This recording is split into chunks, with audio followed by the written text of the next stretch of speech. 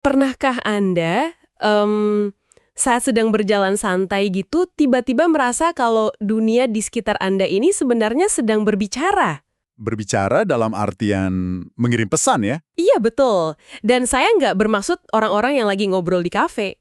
Maksud saya itu pilihan menu makan siang yang baru saja Anda lihat, atau jaket yang dipakai orang di seberang jalan, bahkan sabun mandi di rak kamar mandi Anda pagi ini. Benda-benda mati.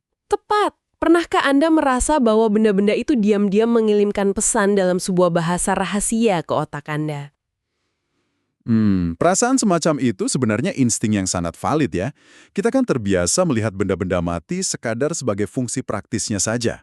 Sabun ya buat mandi, jaket buat nahan dingin. Selesai. Cuma sampai di situ biasanya kita mikir. Secara tidak sadar, Oke, mari kita bedah ini. Misi kita di sesi bedah materi hari ini didasarkan pada tumpukan catatan tentang semiologi dan teori pasca strukturalis dari Roland Barthes.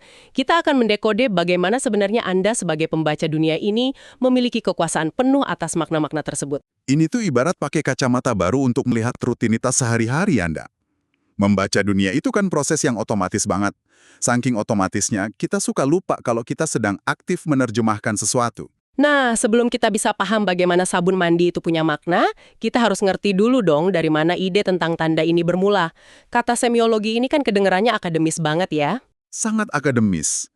Tapi anehnya, kalau kita lacak akar sejarah kata semeion itu sendiri, awalnya sama sekali bukan dari dunia linguistik atau sastra loh. Oh ya, dari mana dong? Justru dari dunia kedokteran diagnostik Hipokratik kuno. Konsep awalnya tuh sederhana banget, berakar dari observasi alam. Asap menandakan adanya api. Oh, saya mulai paham. Jadi dalam konteks medis, seorang dokter melihat kulit kemerahan atau suhu badan panas itu bukan penyakitnya, tapi Tapi sebagai tanda. Tanda yang menunjuk pada kondisi internal yang nggak kelihatan. Tanda itu kayak jembatan menuju realitas yang tersembunyi. masuk akal. Jadi sama seperti dokter melihat demam sebagai tanda infeksi, para filsuf mulai melihat kata-kata yang kita ucapkan sebagai gejala dari pikiran ya. Tepat sekali. Aristoteles misalnya melihat kata-kata lisan sebagai tanda dari afeksi jiwa. Terus mazhab Stoa mengembangkan ide ini jadi teori penyimpulan logis. Tapi permainannya baru benar-benar berubah ketika Immanuel Kant masuk. Kan yang bilang kalau bahasa itu bukan sekedar alat pelaporan yang transparan ya. Betul. Sebelum Kant, orang ngira bahasa itu kayak kaca jendela transparan untuk melihat rahasia alam. Tapi Kant seolah bilang, tunggu dulu. Bahasa itu lebih mirip kacamata berwarna yang membentuk ekspresi subjektivitas kita. Wah, itu lompatan yang besar. Lalu bagaimana dari logika kuno dan filsafat Kant ini kita bisa sampai ke ilmu modern bernama semiologi? Kalau kita hubungkan ke gambaran yang lebih besar, dari fondasi tadi lahirlah dua pemikir modern. Ferdinand de Saussure yang fokus ke linguistik, dan Charles Sanders Peirce yang fokus ke logika, meneruskan tradisi skolastik. Tapi yang mau kita sorot hari ini kan Roland Barthes. Dia melakukan sesuatu yang berbeda dari Saussure kan? Sangat berbeda. Bagi Barthes, semiologi itu bukan cuma soal bahasa lisan atau tulisan.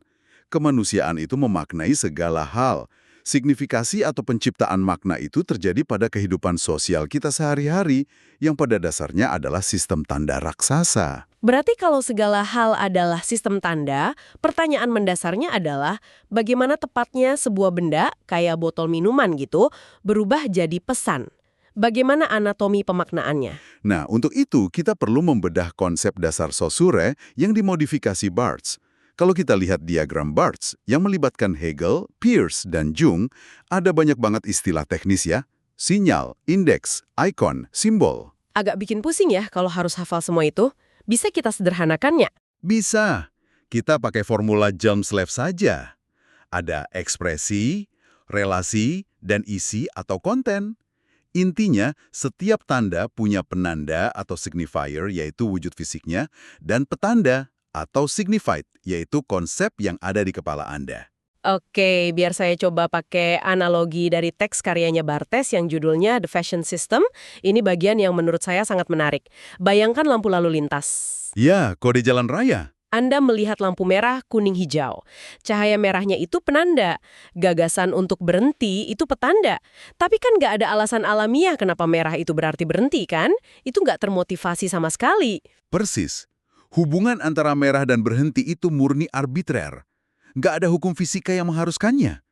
Disinilah konsep konvensi masuk.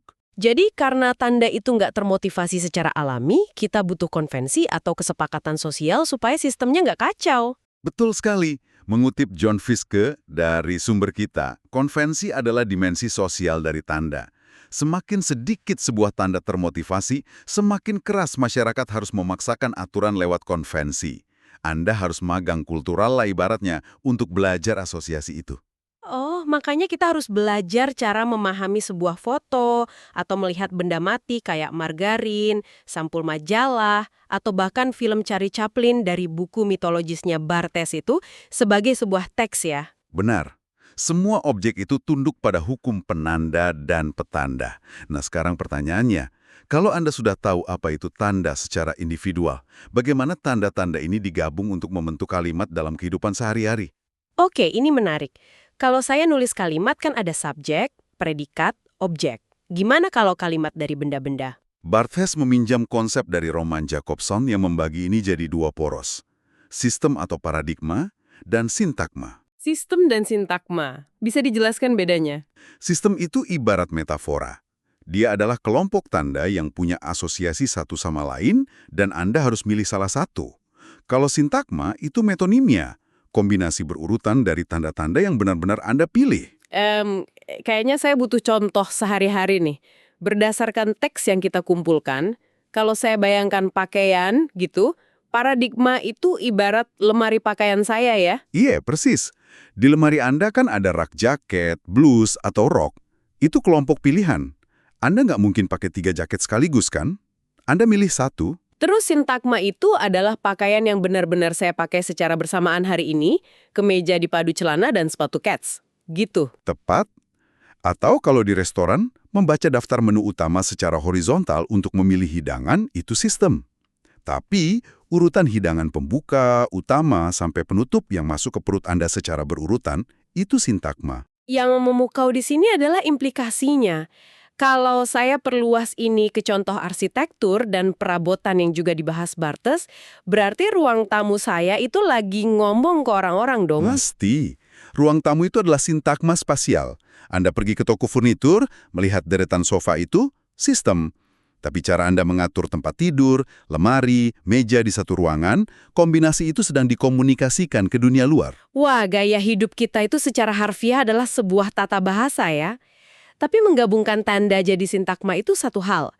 Gimana dengan makna ganda yang sering diselundupkan di balik tanda-tanda itu? Nah, disitulah pembahasan kita beralih ke dua tingkat pemaknaan, denotasi dan konotasi. Denotasi itu makna harfiah, sistem pertama, konotasi itu makna tatanan kedua, dan disinilah letak ideologinya. Tunggu, maksudnya ideologi gimana? Gini, petanda dari konotasi itu adalah ideologi yang terkait kuat sama budaya dan sejarah kita. Sedangkan penandanya adalah retorika. Barthes melihat ideologi Bourgeois sering menyembunyikan sejarahnya, seolah-olah sesuatu itu terjadi secara alami. Jadi konotasi itu menyusup lewat wacana yang kelihatannya polos ya? Betul. Dan untuk membongkar bagaimana narasi ini menyuapi kita dengan ideologi, Barthes menguraikan 5 kode utama yang selalu aktif setiap kali kita membaca teks atau menonton film. Oke, mari kita bedah 5 kode ini pakai adegan film detektif noir biar gampang. Bayangkan adegan malam hari, hujan deras, ada pria bertopi fedora berdiri di gang gelap. Oke, itu adegan yang sangat kaya tanda. Hal pertama yang muncul pasti pertanyaan di kepala Anda. Siapa pria ini? Ngapain dia di situ? Suara teka-teki ini adalah kode hermeneutika. Dia menunda kebenaran biar Anda terus penasaran. Terus kalau pria itu tiba-tiba lari ngejar mobil hitam, saya mikir, wah pasti bakal ada baku tembak nih. Itu kode apa? Itu kode proairetik atau kode tindakan empiris. Kita sudah terbiasa dengan pola aksi-reaksi tertentu dari pengalaman kita mengonsumsi cerita. Masuk akal. Tapi dari awal saya tahu di detektif itu kan gara-gara fedora dan mantel panjangnya di era 40-an. Nah, itu suara dari kode budaya. Stereotip profesi atau lembaga pengetahuan yang sudah tertanam di masyarakat. Pembuat film nggak perlu nulis teks detektif di jidat karakternya. Iya juga ya. Terus suasana lampu jalan yang berkedip di gang gelap seolah ngasih tahu saya kalau karakter ini punya moral yang abu-abu. Asosiasi karakter dan atribut itu diatur oleh kode semik, dan secara bersamaan itu ditarik ke tema yang lebih besar lewat kode simbolik, terang melawan gelap, baik melawan jahat. Tunggu dulu, apa artinya ini semua? Jika Barthes bilang ideologi Bourdieuis itu mengklaim bahasa seolah transparan dan alamiah, apakah dia mengatakan bahwa setiap kali kita baca novel, nonton berita, atau bahkan iklan sabun tadi, kita diam-diam dijejali doktrin budaya? Ya, begitulah realitasnya menurut Barthes. Nggak ada yang benar-benar polos dong, termasuk ilmu pengetahuan yang lagi kita bahas ini. Nah, dorongan Anda ini sangat tajam, dan ini adalah krisis terbesar di era itu. Bahasa ilmiah sering banget berpura-pura jadi metabahasa yang kebal dari bias budaya, seolah dia ada di luar sistem untuk mengamati dengan objektif. Tapi kan ilmuwan juga pakai bahasa manusia untuk menjelaskan teorinya. Tepat, Barthes akhirnya sadar bahwa wacana ilmiah dan strukturalis itu sendiri hanyalah fiksi. Nggak ada posisi netral yang kebal dari interpretasi. Bahasa murni itu ilusi. Plot twist yang luar biasa, berarti ketidakmungkinan menemukan kebenaran tunggal inilah yang memicu perubahan besar dalam karir Barthes ya. Betul, ini adalah katalis yang membawanya ke era pasca strukturalis. Kalau nggak ada otoritas kebenaran tunggal, sekalian saja bunuh sang diktator Magna. Lewat esainya di tahun 1968, Kematian Pengarang. Esai yang legendaris, ini kayak membalik seluruh sistem pendidikan kita loh. Selama ini di sekolah kita kan ditanya apa maksud si penulis puisi ini. Tapi Barthes malah bilang, lupakan penulisnya. Iya, penulis bukan lagi dewa atau sumber otoritas makna. Menurut Barthes, mengklaim bahwa karya punya satu niat tunggal dari penulis itu sama aja menutup kebebasan interpretasi. Jadi penulis itu ibarat DJ yang meremix lagu ya. DJ kan nggak bikin ketukan drum atau vokal dari nol. Dia ngambil dari lagu yang udah ada terus digabung. Penulis juga gitu, dia cuma meremix bahasa dan budaya yang sudah eksis. Analogi yang sangat pas. Teks itu hanyalah persimpangan jalan, gudang kutipan, dan gema yang tak terbatas. Sang penulis mati, tapi dari situlah sang pembaca lahir. Pembaca adalah orang yang menikmati lantai dansa dengan caranya sendiri ya, bebas masuk dari arah mana saja, dan bikin maknanya sendiri. Ini memunculkan pertanyaan penting tentang pengalaman membaca itu sendiri. Di bukunya tahun 1975, The Pleasure of the Text, Barthes membedakan dua kenikmatan, plaisir dan jouissance. Oke, apa bedanya? Plaisir itu dari bahasa Prancis untuk pleasure ya, kenikmatan. Betul, plaisir itu kenikmatan budaya yang nyaman. Anda baca novel dengan tata bahasa yang rapi, alur yang jelas. Ego Anda merasa aman, posisi historis Anda ditegaskan. Nyaman tapi mungkin nggak mengubah hidup saya. Terus yang kedua, jouissance. Jouissance atau kebahagiaan radikal ini beda. Dia mencairkan, ortodoksi, dan mengguncang asumsi psikologis pembaca. Mengguncang gimana maksudnya? Membaca teks yang penuh bliss ini justru ironisnya sangat dekat dengan kebosanan. Contoh ekstrimnya kalau Anda baca novel Finnegan's Wake karya James Joyce. Bahasanya dipatah-patah. Lintas bahasa nggak ada plot linear. Pasti bikin frustrasi sih bacanya. Memang. Tapi kenikmatannya tercipta bukan dari kelancaran cerita, melainkan dari irama meloncat-loncat, membaca dan tidak membaca. Kenikmatannya lahir dari perpotongan dua permukaan bahasa yang bergesekan. Wow, jadi dosa terbesar seorang penulis itu kalau dia pura-pura bahasanya adalah medium yang alamiah ya. Padahal pembacalah yang kini menjadi tempat kerajaan bahasa. Benar, Anda sebagai pembaca adalah tempat di mana semua jalinan teks itu bersatu. Perjalanan yang padat sekali hari ini. Kita mulai dari melihat asap sebagai tanda medis, lalu menyadari iklan sabun dan tata letak perabotan kita adalah sintagma hidup. Dan kita juga membedah 5 kode yang membuktikan kalau selalu ada konotasi ideologis yang menyusup di balik teks. Sampai akhirnya kita melihat runtuhnya otoritas seorang penulis. Kita sebagai pendengar kini diberdayakan. Anda bukan lagi konsumen pasif, Anda adalah dekoder aktif yang menciptakan makna. Kesadaran ini adalah alat pertahanan intelektual yang sangat penting sebenarnya. Benar sekali. Nah, sebelum kita tutup, saya ingin meninggalkan Anda, para pendengar, dengan satu pemikiran provokatif untuk direnungkan. Silakan. Jika Roland Barthes mengatakan penulis telah mati, dan sebuah teks hanyalah gudang kutipan tempat Anda yang menciptakan maknanya, lalu apa yang terjadi hari ini? Bayangkan Anda membaca sebuah artikel atau opini yang sangat menyentuh secara emosional, sangat argumentatif. Oke. Dan kemudian di akhir artikel, Anda menyadari bahwa teks itu ditulis sepenuhnya oleh kecerdasan buatan atau AI. Wah, ini menarik. Jika sejak awal memang tidak pernah ada jiwa atau pikiran manusia di balik kata-kata itu, apakah kematian penulis baru saja menjadi kenyataan teknis yang harafiah? Mesin kan nggak punya intensi ya? Tepat. Dan jika memang begitu, dari mana datangnya makna dan emosi yang Anda rasakan barusan? Apakah mesin yang pintar merangkai konvensi?